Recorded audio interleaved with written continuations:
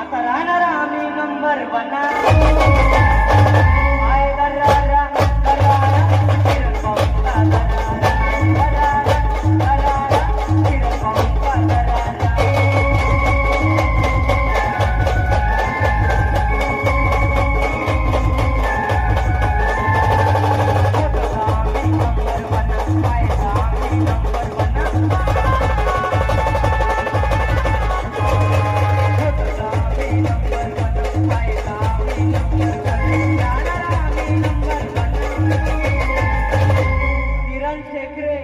हे फक्त नाव नाही